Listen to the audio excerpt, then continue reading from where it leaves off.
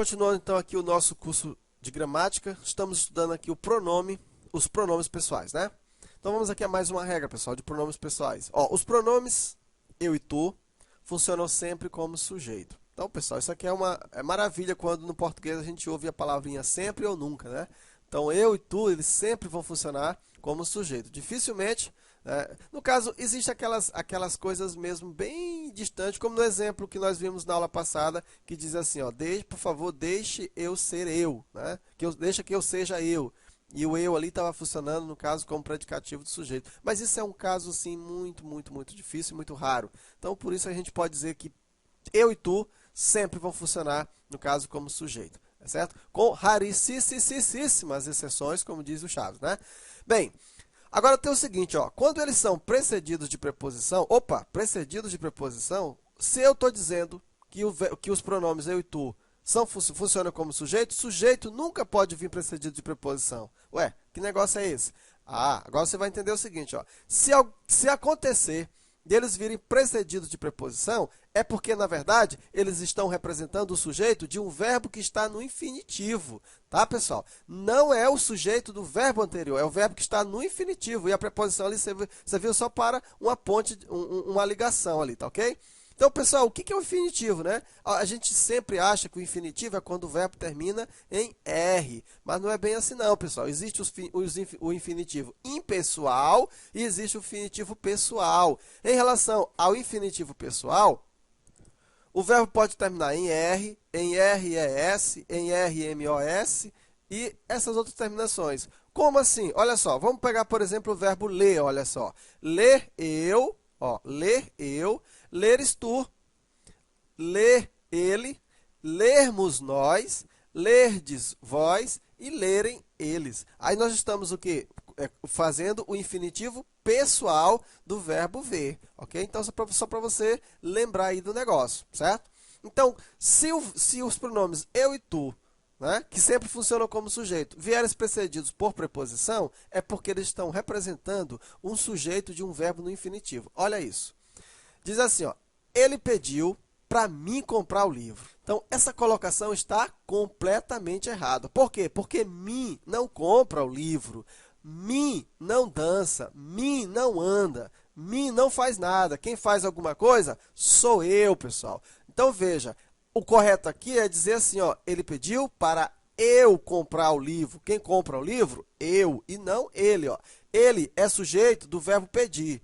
E esse mim aqui era para ser sujeito do verbo comprar. Só que mim não pode ser sujeito, certo? Mim é complemento. Quem tem a função de sujeito do pronome pessoal é o eu, certo? Mim, olha só, mim é um pronome pessoal oblíquo tônico, né? Ele tem que vir precedido de preposição. E ele funciona como complemento e não como sujeito. Então, fique muito atento para isso. Ó. Por que eu digo para eu comprar o livro e não para mim comprar o livro? Porque o eu está funcionando como sujeito do verbo seguinte no infinitivo.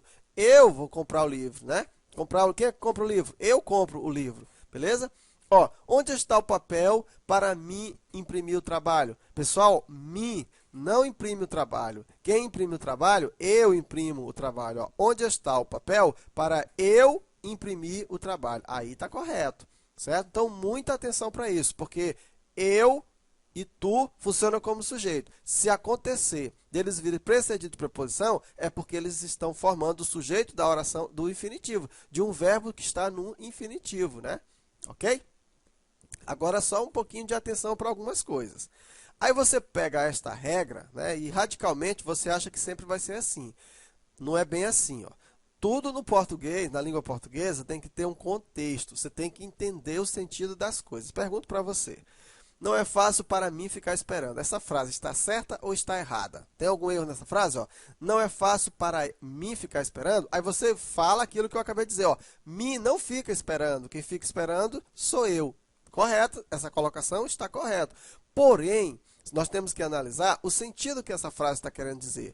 Essa frase, na verdade, ela está no sentido inverso. Porque quando eu colocar ela no sentido correto, ó, ela vai ficar assim, ó, ficar esperando não é fácil para mim. Agora está correto. Então, essa colocação aqui está correta? Está correta. Só que a frase está no sentido inverso. Então, cuidado, né? Analise a frase primeiro. Claro que eu poderia dizer assim, não é fácil para mim ficar esperando, né? Se a colocação fosse essa. Mas, veja, o sentido dessa frase é, ficar esperando não é fácil para mim. Esse mim aí não é sujeito, tá? Ele não está exercendo a função de sujeito. No caso, ele não está sendo o sujeito do verbo ficar. Não, ok? Então, nesse caso, está correta a colocação. É só uma atençãozinha que você precisa ter, ok?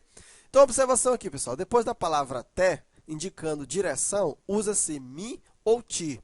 Quando ele indica inclusão, usa-se eu ou tu. Por exemplo, os turistas se dirigiram até mim. Ó, você não vai dizer até eu, tá? Você vai dizer até mim. Até porque até é uma quê? Preposição, certo?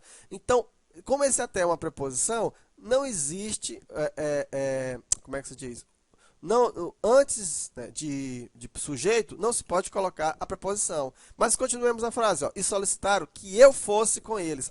Que até eu fosse com eles. Aí, neste caso, pessoal, eu estou incluindo, inclusive eu, né, eu vou também com eles. Então, aí você vai colocar eu e não mim, porque mim não vai, quem vai sou eu. Deu para entender? Então, sempre no mesmo sentido, é parecido com o sentido da parte de cima. É só para você ficar atento para esses detalhes, né, que pode parecer confuso. Muito bem, então vamos seguir aqui com mais uma regra. No português falado no Brasil, né, o pronome tu ele foi praticamente substituído pelo pronome de tratamento você. Importante destacar, ademais, que o você se refere à segunda pessoa do discurso, mas exige o verbo na concordância para a terceira pessoa do singular. Você diz assim, ó, Maria, você vai ao cinema hoje? Ou você sabe como chegar neste endereço, né? Ou tu sabe, né? Ao invés de nos referirmos ao tu, nós estamos utilizando quem? O você. Só que o você, no caso, o você ele está se referindo à segunda pessoa do discurso, né? A segunda pessoa do discurso é tu ou vós. Mas ele, na verdade, ele exige a concordância com o verbo na terceira pessoa do singular. Isso aí é só para você ficar um pouquinho atento. A próxima regra diz assim, ó, na linguagem oral, é bastante comum a substituição do pronome de primeira pessoa do singular eu pelo pronome de primeira pessoa do plural nós. Essa troca dá à mensagem um tom menos arrogante, menos presunçoso. É o que se chama de plural da modéstia. Isso aqui são os humildão, né? Os humildões, as pessoas que querem ser humildes, dizem assim, ó, nós, presidente desta fundação de assistência social, realizamos todo o trabalho da comunidade. Quer dizer, a pessoa não quer dizer assim, ó, eu, presidente desta fundação social, para não dizer que ele é arrogante, para não dizer que ele é presunçoso, coloca nós para amenizar o negócio e parecer que ele é um pouco modesto, né? Não quer aparecer, não quer levar todo o mérito, aí usa esse tipo de linguagem. Isso aí a gente chama de plural de modéstia. Olha isso, ó. Nós concedemos a medalha de honra ao mérito aos jogadores campeões. Não foi nós que concedemos, foi apenas uma pessoa. A pessoa concedeu a medalha. Eu não quero dizer assim, ó, eu concedo a medalha como eu que for o dono da verdade, eu que sou o tal. Aí a pessoa ameniza e coloca e faz a colocação como sendo nós. Então vamos aqui, pessoal, a mais uma regra aqui dos pronomes pessoais retos. Diz assim, ó, é bastante comum na linguagem coloquial a substituição do pronome do caso reto nós pela forma a gente. Né? Diz assim, ó, nós fomos ontem ao cinema. Ou a gente pode substituir por a gente foi ontem ao cinema. Isso aí tá beleza, isso aí tá tranquilo. O ruim é quando, né, por exemplo, é comum você ouvir pessoas falarem que a gente fomos ontem ao cinema. Pelo amor de Deus, pessoal. A gente fomos. Não é mais fácil dizer que nós fomos, né? Do que a gente fomos. Então, a gente não fomos, pessoal. Quem foi, fomos nós. Nós fomos. O goiano, ele também, geralmente, ele fala assim, ó. Nós foi ao cinema. Né? Nós vai. Ele não fala nós vamos. Então, existe aí uma mistura. Mas isso é no português coloquial, né? Então, algumas pessoas, algumas regiões, eles não gostam de falar a concordância correta com o plural. Então, ele diz nós vai, ao invés de nós vamos. Né? Nós foi, ao invés de nós fomos. E aí existe a forma a gente, no caso, se você utilizar a forma a gente, o verbo ele tem que ficar na terceira pessoa do singular. A gente foi, a gente vai, a gente comprou, né? E não, a gente fomos, a gente vamos e a gente compramos. Aí bagunça, né? Aí começa a virar bagunça. Então, ou nós fomos ou a gente foi. Não está certo de outra forma, tá bom? Bem, quando exercer a função de sujeito, o pronome não sofrerá contração. Olha isso aqui, pessoal. Ó, o que nós vimos, que eu falei no começo dessa aula? Que o sujeito, ele nunca pode vir precedido de preposição. Nunca, né? Então, olha só. Nesse caso, olha só. Apesar dele não concordar, iremos hoje. Pessoal, está errado, né? Porque o sujeito aí é ele. Então, eu tenho aqui, ó, apesar de ele não concordar, iremos hoje. O sujeito é ele. Nesse caso, eu não posso fazer aí a contração, tá? A maneira dele estudar não está correta. Não, está errada mesmo. É a maneira de ele estudar que não está correta, certo? Eu tenho aqui, ó, está na hora do povo tomar atitude. Não, pessoal, está na hora de o povo tomar atitude, certo? Então, essa é a forma correta. Então, quando exercer a função de sujeito, o pronome ele não pode sofrer a contração, ok?